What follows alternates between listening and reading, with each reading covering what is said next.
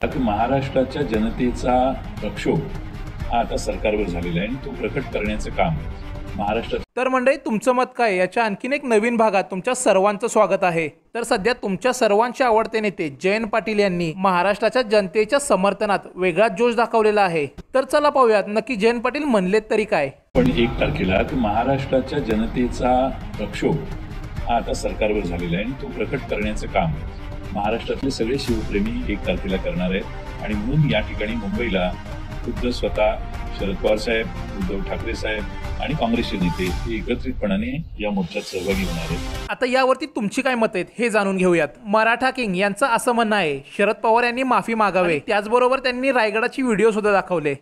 साहेब, रायगडावर किती वर्षांनी येणार झालं साहेब? 40. अहो, ज्या गोष्टीची लाज वाटायला हवी त्याची अभिमानानं पाठी कसली लावतात. राजेश फार्मर सरांचं असं म्हणणं आहे की तुम्ही येऊन लुटणार ना, आता लुटा, सगळ्यांनी मिळून लुटा. सरकारी अधिकारी आणि राजकारणी सगळे लुटारू. एक गपरे, तुलाच फार कळतंय काय? झाल्यावर दाखवतो काय करायचं. मकरंद पाटील सरांचं यावरती असं म्हणणं आहे की #जयंतराव खूप उद्ग्वीन चेहरा दिसतोय, लवकर निर्णय घ्या, नाहीतर #कचरा पेटीत जाल.